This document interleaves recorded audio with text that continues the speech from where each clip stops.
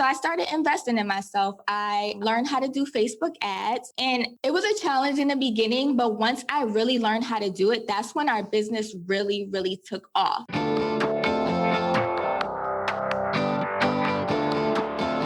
Hey, my name is Felix Tia. I'm the host of Shopify Masters, a weekly podcast powered by Shopify, the easiest way to sell online, in person, and anywhere in between. Each week, we invite entrepreneurs like you to share what they've learned growing successful e-commerce businesses. In this episode, you'll learn why manufacturing is the most important skill to master early on, how many followers and subscribers this business had before hitting the six-figure mark, and why it's dangerous to think that your customers think or behave like you. Before we get into our show, I wanted to take a moment to talk about the Shopify App Store. Shopify apps help you easily customize and add features to your store to make it your own. The App Store hosts over 4,000 apps built specifically for Shopify businesses. Shopify developers all over the world built these apps to help you save time and unlock a range of new features, from showing your Instagram feed on your store to offering loyalty rewards and more. Check out shopify.com/app store for the latest Shopify apps. Today, I'm joined by Kia James from Taylor Beauty. Taylor Beauty sells high-quality ingredient beauty products that are safe for all ages and was started in 2016 and based out of Atlanta, Georgia. Welcome, Kia. Thank you for having me, Felix. Yeah, so this all started before the business, everything. It all started from YouTube. So tell us more about that. Like, what was the beginning of the idea for the business? So when I first got started, I actually had a YouTube channel. I was in grad school at the time, and I just wanted to do something as a hobby. And I started a YouTube channel, and I wanted to document my natural hair journey. I stopped chemically relaxing my hair at that time. So I wanted to show my audience how I was taking care of my hair and the natural ingredients that I was using in my hair as well. I also had my daughter in 2013. So I started showing my audience how to use products that I was creating on her hair as well. And they saw how both my hair and her hair was growing from the products. So my audience started asking for the products if I could make the products. And at that time, YouTube was where people look for information. It was different from now because Instagram wasn't popular. A lot of people were doing research by just searching for exactly what they wanted on YouTube, and they would stumble across my videos. So that's pretty much how it got started. I was doing it as a hobby, and I slowly began to sell the products. Awesome. So this YouTube channel and your audience, like you started from scratch. You had no followers, no audience at the time when you first decided to start the YouTube channel as this hobby. I didn't have an audience, and Instagram wasn't even a thing at that time. Awesome. Okay, so tell us about that. Like, how quickly did it take off? Like from the the first couple of videos you put out, like how soon before you started seeing that other people were interested in this information that you're putting out? Um, so I was doing YouTube for about 2 years before I actually started selling the product. And I started selling the product slowly. I was um, just doing it in my kitchen, and I created a Etsy store at that time. So I was just pretty much just doing it for fun. And it somehow turned into a business because the demand quickly grew, because people were seeing how well the products worked on my YouTube channel, as well as the testimonials from other customers. So about a year and a half into doing it as a hobby, that's when we turned it into a business and really branded everything, got our trademark, got our LLC, and turned it from a hobby into a business. Got it. And you mentioned that people were reaching out to you, asking you to make the product. I'm assuming that was when you first started thinking, oh, there could be a business behind this. So initially, when you were doing these YouTube videos, they were all just you making you're using products they were kind of homemade. Yes, they were homemade. I was making them in my kitchen at that time. It was me, my husband, who also encouraged me to start the business, and my mom. We would spend hours during the weekend, 20 plus hours during the weekend, just making products in the kitchen, just to be able to fulfill the orders for the following week.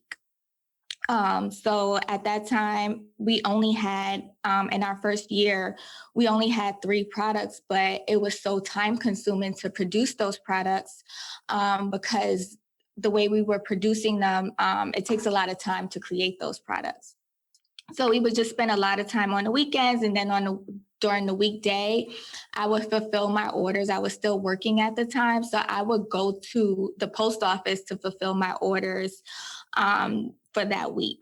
Between the time that you decided that, oh, there is a potential to create a product for this, create a business for it because people are asking you, how long did it take you before you had a product that you were ready to start selling? It took about a couple of months because I already knew how to make the product, and we didn't really start purchasing a lot of equipment until the demand grew. So within those couple of months, I still had to set up a site. I still had to purchase raw ingredients to make the products, as well as create the labels. In the early stages of our business, we were actually creating the labels from the printer at home. Had to purchase components. So it took about 2 months to really get a look of what the products look like before we could actually begin selling those products. Got it. And these days, I think you have like a whole product line of beauty products that you're selling. But when you first launched, like what was it that you were selling? I was selling everything butter, which is still our number one selling product. So that is it's a shea butter that you can pretty much use for everything. When I first introduced it to my audience, that's when I was using it on my hair, and I was also using it during my pregnancy, so that I didn't have any stretch marks. Then I started using it on my daughter's hair. And so that was the first product that we launched. And then from there, we started creating hair oils, moisturizing mist, shampoos, and conditioners. Got it. Yeah, definitely want to get into the product development process and how you decide what to build next or what to create next in a bit. But when you first started with this first product, shea butter, how much inventory did you create before launching it to your audience? To be completely honest, I at the time I just wanted to really just give it out to my audience. So there was no strategy behind it. Now everything we do has a complete strategy. We control our inventory, but at that time we were just getting a feel of how many people wanted the products, and we would produce based on that. So when we were purchasing raw ingredients, we really was just purchasing it to do small batches at that time, small batches to make pretty much anywhere between 50 to 100 products. And as that grew, we would have to purchase more on a larger scale. Yeah, I think this is an approach that I think a lot of people can appreciate that also might not want to take a huge kind of risk at first by having a huge product line before seeing if there's demand. Can you tell us more about that? Like, how did you get a feel for almost like dip your toe in the water to realize, okay, there is demand and we can keep on kind of scaling this up? Talk to us about that. How did you measure that there was demand for the product? We measure demand by just pretty much looking at our sales month over month and then year over year. My husband is also the co founder of the company, and he's the COO. So he has a background in finance.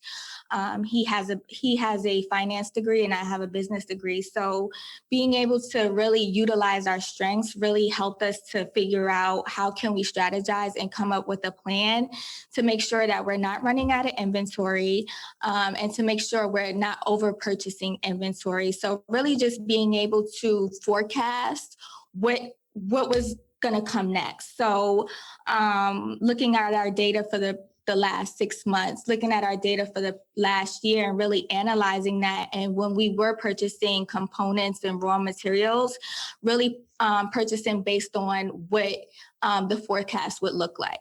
Got it. Now, talk to us about like the timeline about this, because we mentioned at the start of this that you started the business about 5 years ago, and it sounded like you took a methodical and slow approach to make sure that you were making the right moves. Tell us about that. Like, was it at what point did you start seeing that, wow, this is really taking off, and let's invest more time and go more full time with this business?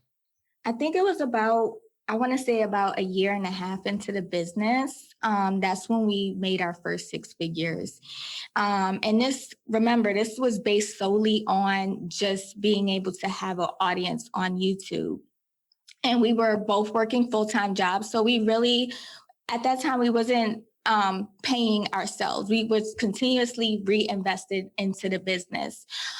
So we had the money to, after about the second year, we had the money to really turn things around. So that meant not printing out labels at home, but actually working with someone who could print the labels for us. That meant not producing products at home, but really finding a good manufacturer who can manufacture the products and use my same formula.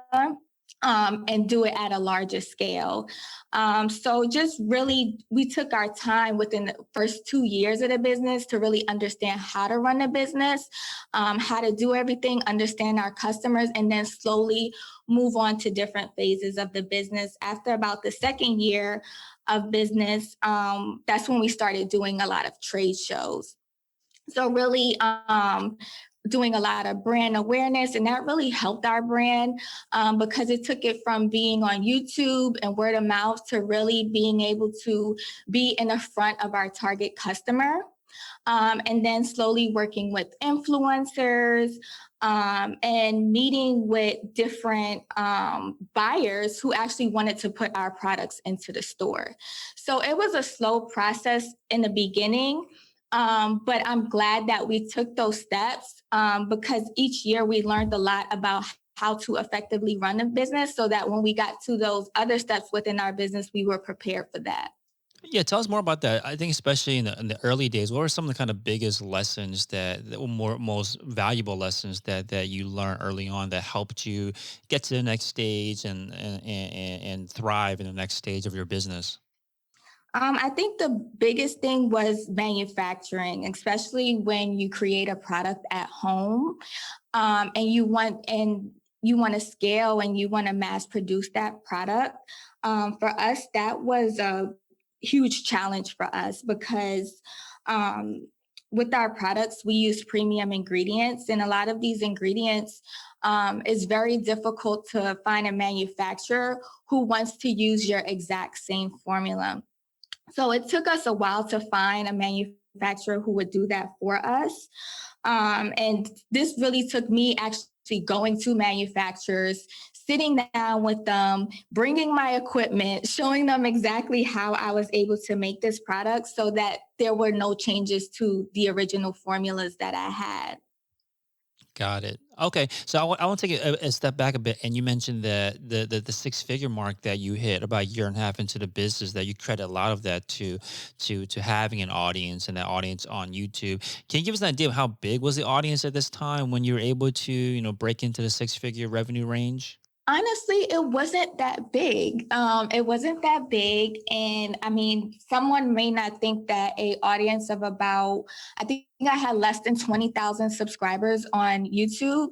They may not think that that's a big audience, but now you have people who have millions and millions of subscribers on YouTube. But the thing about it is I had a small audience, but I had a really good connection with my audience. I had a good connection with my audience. And I also was just really, I wanted to educate people. That is what came first. When I would do my videos, and still to this day, I still do YouTube videos. When I get in front of a camera, I really just want to educate people. I think that's because I have a background in mental health, and I'm always trying to figure out how I can find a solution to a problem and really be able to explain that step by step to help someone. So when I would get on a camera, it would just be an authentic conversation with my audience. And because I was able to have those conversations and really explain things, I think that's what really helped, because not only is she showing me this product, she's she's explaining how this product is used, and she's also showing the results behind this product. And so, being able to do those videos, respond to comments, respond to emails, really being really interacting with my audience and my customers, I think that's what really helped us get to that six-figure mark. So not the size of the audience, but the connection with each subscriber, each member of that audience is what allowed you to do so much with an audience that's not as large as what you might expect is needed to get to 100 to get to the six-figure mark. And you mentioned that the key thing here is that to build that kind of connection is through education, like really trying to solve problems that your audience, your customers have. So tell us more about that. Like, how do you identify what problems there are that you can create content about? Just really talking to our customers. We talk to our customers in so many different ways. And also keep in mind, I'm a consumer as well. I am a person who uses these products. I'm a person who struggles with being able to grow my hair. So just really listening to what people have to say. The good thing is we have such good customers that they'll actually go on YouTube as well and do reviews of our products. So we watch the reviews, we read the comments, we attend trade shows. This was before COVID as well. We were able to attend a lot of trade shows and talk to our customers and really figure out, what's going on, and by being able to do that, you figure out what type of problems your consumer has. Yeah, and I think for a product like yours, that's very, I guess, a personal use product. You mentioned things like testimonials and reviews that your customers are even posting on YouTube. They matter a lot. Do you do anything to highlight these testimonials or these reviews? Or what are some ways that you've been able to kind of give the social proof that, hey, this actually works for all of these different people? That's not just coming from me, the owner, the founder, but it's also from the customers. How do you make sure that you amplify, I guess, those reviews and your audience's voice? We do that in a lot of different ways. One of our best ways that we do that is through Judge Me, which is an app on Shopify that we use. We use Judge Me, and with that app, customers are able to post pictures as well as write written reviews. And I think these are really important because we also run a lot of Facebook ads. So sometimes we might have customers who come from our Facebook ads and they have no idea about the business. They just see, and we still try to keep that organic approach to our marketing where you might even see a Facebook ad of myself, talking about a problem that I have with my hair, showing the product and having a solution. So with that, people usually go straight to our website product page. And on the product page, you see reviews from customers. You see before and after pictures. You see written testimonials. And you even see those in a lot of comments under the ads on our on Facebook. Got it. And you had mentioned to us in the pre-interview about how today you now understand how to run your Facebook ads and everything. But one kind of setback that you had early on was hiring for these skills before you kind of knew how to do it yourself. Tell us about that. Tell us about that lesson. I think it's an important one that others have faced or that others are at the maybe about to face. Tell us more about your experience with having to learn certain of these skills before hiring out for it. I think early on in our business, one of the biggest mistakes was that we hired people, but we didn't understand their roles. So after we rebranded our company 2 years after that, we started hiring different social media management agencies, and they were not producing results. And this was very frustrating because, we saved up all this money from all the profits that we were making, and we were paying these agencies to have a return on investment, and there was no return on investment. And I had to take full accountability for that, because how can I manage someone if I don't understand the job that they're doing? How can this person present data to me if I don't understand how to read the data? So I started investing in myself. I learned how to do Facebook ads, and it was a challenge in the beginning, but once I really learned how to do it, that's when our business really, really took off. That's when our business took off. That's when, our e-commerce store took off, because I was able to learn how to create ads and how to read data in order for the ads to work. So being able to do that, Klaviyo is an app that I love, that integrates really well with the Shopify app, with my Shopify store. I attended Klaviyo events.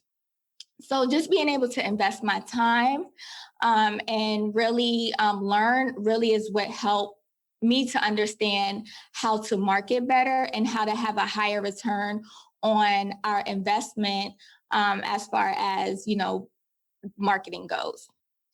Got it. So tell us more about that process of learning. And you mentioned a big piece of the kind of speed which the business took off was related to understanding more about buying ads. So tell us more about how you, or not how, but like what did you learn about how to create ads? Can you tell us more about that?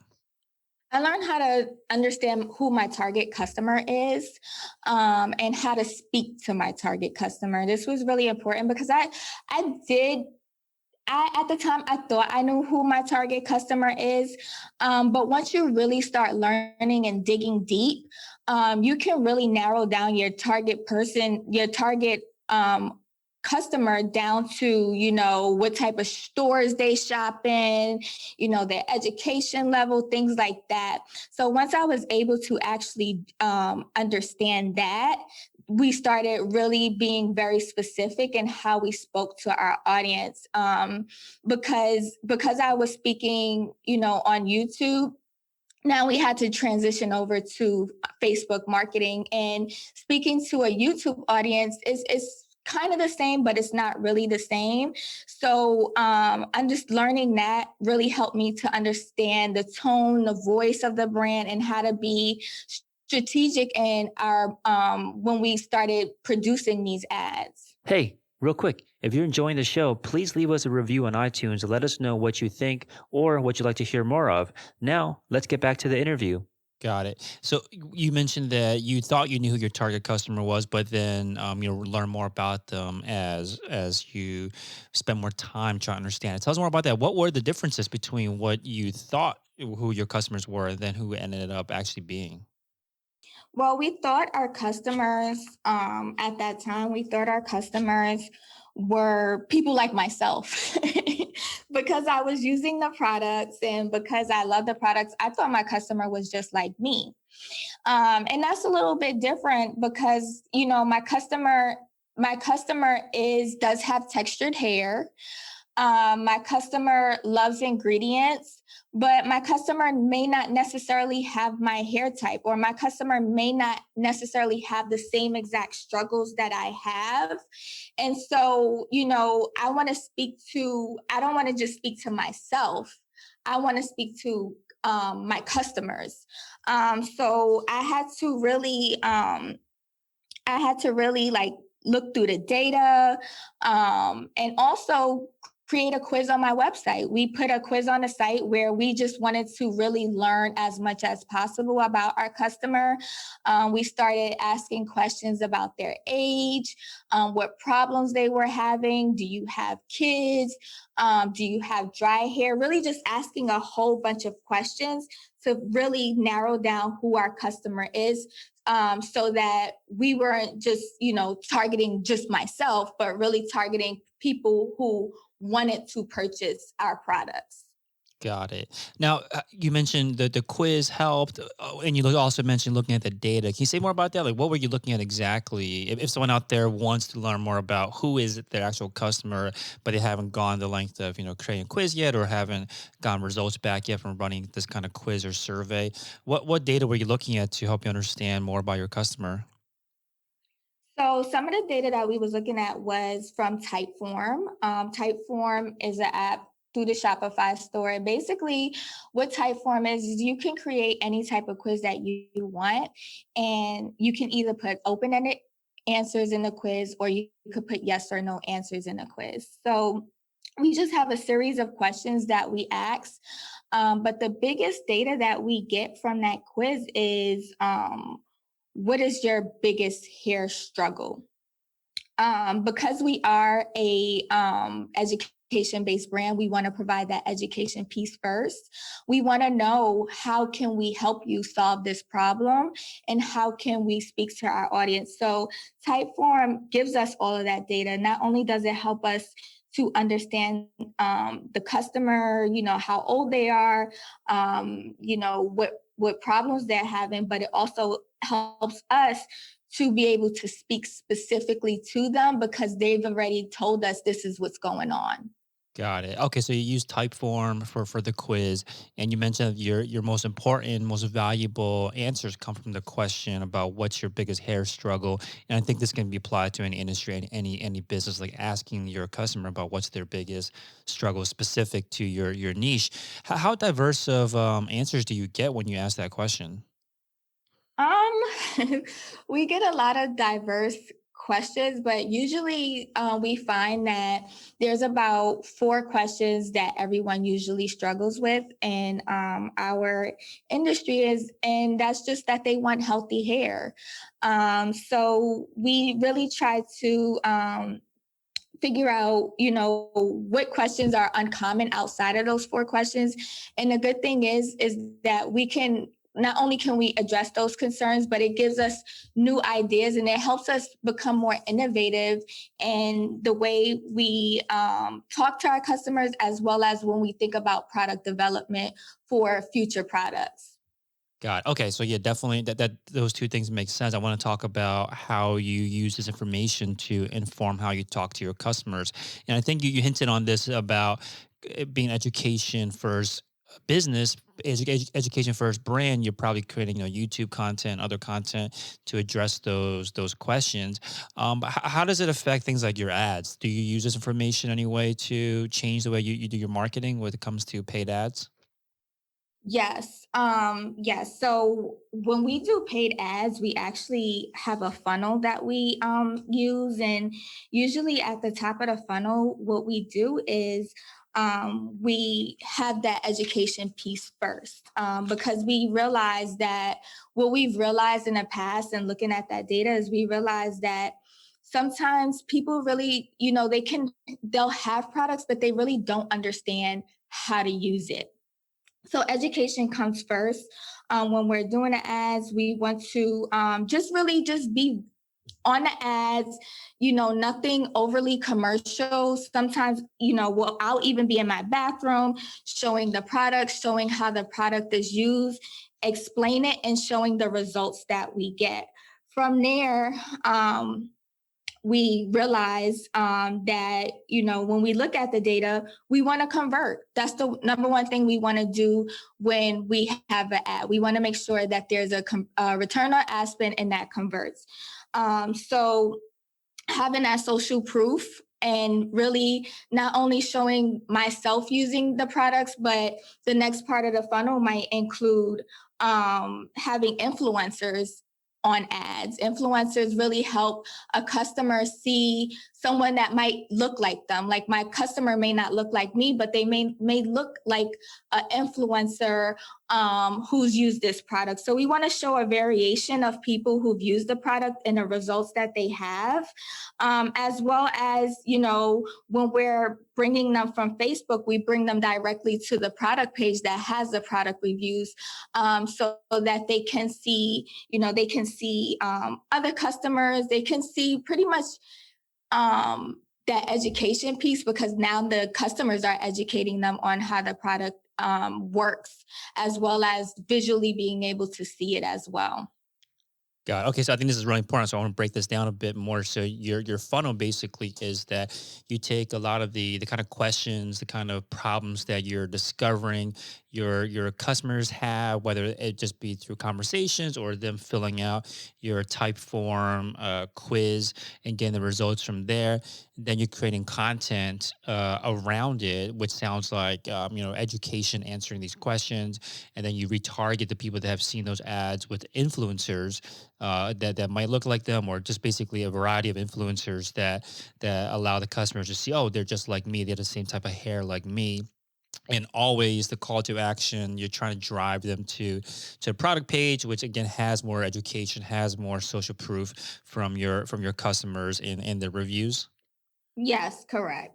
Got it. Now these kind of almost like top of the funnel education ads. How long are they? How much time? Because it sounds like you obviously need more than maybe a few seconds, obviously, to educate or show them the product, show them how you're using it. Tell us more about that. Like how long form are the ads? We don't do anything more than a minute. So we want to be straight to the point. And we want to do it in a minute or less. But the goal within the first 10 seconds is to show the results. And we don't want people to feel like they're being sold anything. We love the product so much, and we know that they work, that we want people to see the results first. Once they see the results, we tell them how we got these results, but we never keep it over a minute, because with Facebook ads, anything over a minute, you can't use that on Instagram. And people are on Instagram just as much as they're on Facebook. So we want to make sure we can get that on both platforms. Yeah, you said something that's really important there, which was that you guys love the product so much, and you have the results, which makes the marketing and selling of a product so much easier, right? Once you have something that you truly believe in yourself. Exactly. Yeah. Okay. So now you mentioned that one of the steps that you took, again pre-COVID, was around these trade shows. So tell us more about that. What were you doing at these trade shows? How did it lead to growing the business? Trade shows, we so our industry, which is the textured hair care industry, natural hair industry, does a lot of trade shows. They do trade shows for consumers. There's a big trade show that comes to Atlanta, based out of Atlanta, that we do every year, and everyone in our industry is at these hair shows.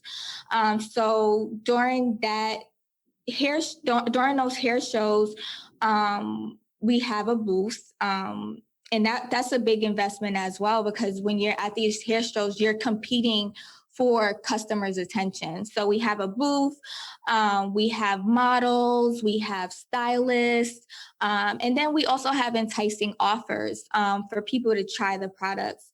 The other good thing about trade shows is that there's a lot of buyers, and there's a lot of people within the industry that's looking to make business with brands like myself, to either help grow their brand, put them in stores.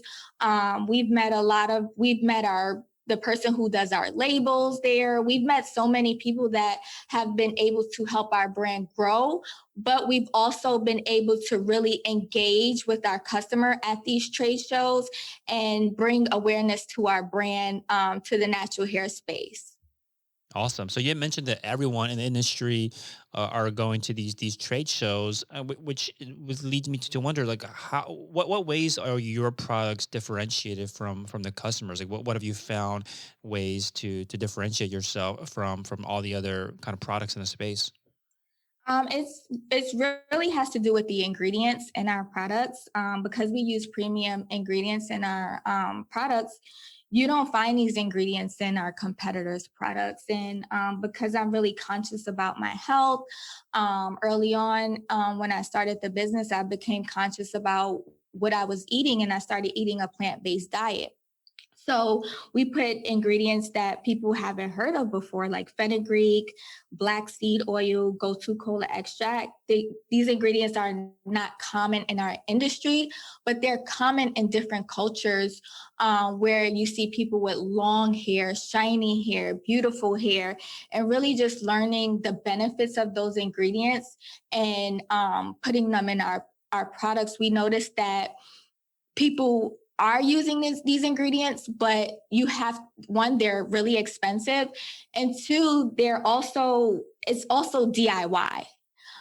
So just being able to use these exotic ingredients that have been proven to have results in our products is really, really what differentiates ourselves from our competitors. Is it something that you have to always stay on top of to continue to differentiate yourself? Like, do you find that you've carved out this kind of lane and that no one's really kind of encroaching on it, or do you have to constantly do things to remain differentiated? I think yes, we constantly have to do that. But for myself, it's easy for myself because I'm a person who, I'll shop at a farmer's market as opposed to shopping at a grocery store, or I'm just a regular person who loves Facebook groups, but they may be about health or fitness. So because this is my lifestyle, I'm pretty. I've become familiar with this space of using more so medicinal stuff or 100% natural products because I really lived that lifestyle. It's really easy for me, and I'm learning more and more. And then I'm like, okay, well, this would be really good for hair. This would be really good for skin, or this would be really good for that. Let's try to create a product. And I'm always testing these products out. I'm always testing the ingredients out behind the scenes before bringing them to our manufacturers to mass produce. Got it. Okay, so it is something that you do have to stay on top of, but it's again you mentioned it's easy for you because that is already your lifestyle. You're always interested in learning more about different ingredients, natural, high quality. So tell us about the product development process. Once you recognize, oh, this is a new ingredient that I came across that you think is going to be good to try or to try to create a product around. Walk us through what happens once you have this kind of idea for a new product. So once I have an idea for a new product, I'm definitely testing out the ingredients, trying to figure out, like for example, our deep conditioner has fenugreek in it, and fenugreek is a seed, and in order to put it into our products, it has to become a powder. So really, just figuring out how do I take this ingredient, transform it into something else and put it into a hair product. So that means me experimenting, still going back to my kitchen, experimenting with these products, using them in my hair, using them in my daughter's hair, giving them to family and friends, and testing them out for a while before I even bring them over to my manufacturer. Because one thing I never want to do is compromise any of my formulas. And that's something that I've always done since the beginning of the business, really just creating products and testing them on myself. But as the business scaled, I've been fortunate enough to find a manufacturer that specializes in textured hair and also work closely with the chemist so that, not only am I producing this great product, but when you have these natural ingredients, the last thing you want them to do is to go bad. So a chemist is helping me to make sure that my products remain stable and they don't get any mold or bacteria in them. So once I've pretty much tested those products, which can sometimes take a year or two, my last line, I tested them for 2 years before I brought them to the market. Then that meant I had to work with the chemist, and the chemist had to make sure, these ingredients were, would remain stable because my chemist wasn't even familiar with these ingredients. So it takes a lot of time to do product development before we even bring them to the market. Wow. So you mentioned that you've taken years sometimes to test new products, new ingredients. What do you look for to feel confident that okay, this makes sense to move forward to go to manufacturing with it? I look for results. That's the number one thing is results. Results is the number one thing for me because I want the product to do exactly what it says it does. So if I know that an ingredient is good to help strengthen my hair or to help strengthen the hair, I'm looking for results. I'm looking to test people who have this same exact problem and asking them, hey, do you want to try this product out? I know you have this struggle. Can you give me some feedback? I want every feedback. I want the good, the bad, and the ugly before I even bring it to market. So the results is the number one thing that I'm looking for. Got it. And once you do bring to manufacturing, how long does it take usually for that to turn around from the time that you have these kind of instructions that you're bringing to manufacture these ingredients? How long does it take before a kind of finished product is ready to go that's on the shelf for someone to buy? That can take up to a year as well. It can take up to a year as well because when you have a product, now you have to think about what is this product going to look like in packaging? What message am I going to send to the customer about this product? What how do we like the consistency of the product? What can we do to change the consistency of the product? One thing that I learned from attending trade shows and really being face to face with customers and interacting with customer, the most challenging part about having a product is the smell. The smell is the biggest thing that people are always concerned about. Before they even use the product, the first thing they want to do is smell the product. So we spend a lot of time just figuring out what do we want this product to smell like. And because we use natural ingredients, we use we use essential oils for scents. And one person may love lemongrass and another person may like lavender. So we want to make sure that the smell plays a big role because smell can make a person feel a certain way. And if they feel good about the smell, they feel confident about the product. If they don't like the smell, they don't like the product. So believe it or not, during that year of working with the manufacturer, the biggest thing is scent. How is the product going to smell for the customer? Oh wow, interesting. Yeah, that makes a lot of sense. That's like almost the first reaction that anyone has. The what does it smell like, and that can impact whether they're open or not to the product, even before they even try it out in the first place. Exactly. Um, how many products do you have now? How many products in the product line? So right now we have 14 products. We have our original product line, which we started at the beginning of the business. Um, and then we have our Golden Herbal Collection.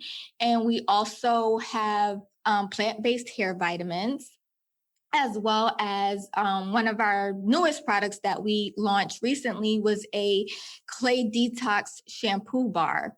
Awesome. So when you do have these new products that you're creating, what's the launch process like once you how do you launch it to your audience and your customers? We have a full rollout. So as I stated earlier, when we first started the business, it was a hobby. So there was no real strategy behind what we were doing. So now it's pretty much a big strategy on what we do. We figure out how we're going to let our existing audience know, because when you're coming out with a new product, your existing audience is the one who already wants the product first. So we're figuring out how we're going to give it to our customers first, and what does that rollout look like? What does the marketing plan for that rollout look like? What does the digital marketing plan look like? What does press look like? What does email marketing look like? What is the sound of that? And just really having a full rollout of that launch. Got it. And you said that a big part of it is around packaging as well, which sounds like another kind of first impression similar to smell that a lot of people look for. What are some lessons that you've learned along the way about how to improve or to make a better packaging for your products? Packaging was really important to us when we started going to trade shows and we started meeting with buyers. Ultimately our goal was to do retail. Right now we're in Walmart stores. So one of the things that we wanted to really focus on is how will packaging look in a retail space? Will the customer be able to clearly understand what this product does? Will this person really be able to identify our brand? So when we started developing packaging, we wanted to make sure it was good for retail because that was our overall goal. But we wanted to make sure all of our call outs were on the packaging, what it does, who it was for, and really be able to easily identify, our brand if we were to do another line. So if we did for instance, our Ultimate collection has pink colors, how could we do another line and our Golden Herbal collection has orange colors? How could we have those two lines, but the packaging look the same and the customer can still identify that this is our brand? Got it. And another big piece, I think, around packaging, and you mentioned too about how you've found a lot of buyers through the trade shows, was your success in getting into Walmart. Tell us more about that. What was the experience like to get into a big retailer like Walmart? It was a good experience. But when you enter into retail, it's running a completely different business because, for a long time we were running an e-commerce business, and a lot of things had to change. So in order to prepare for Walmart, we had to figure out, how to scale even more so that we could, fulfill these large purchase orders. Yeah, and what changes did you make along the way to support this new buyer? We didn't change anything about the products. We wanted to make sure that our packaging really stood apart. So not necessarily, we didn't change our labels, but we increased the font on our labels so that people could easily read them. And with e-commerce, everything is done behind the scenes, so you don't really have to have a lot of staff. You can actually outsource staff to fulfill your orders.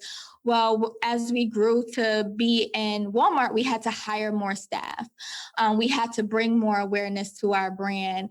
Our messaging has to look a little bit different because now we're not pushing people to go to the website. Well, we're still pushing people to go to the website, but we also want to push people to go to the store.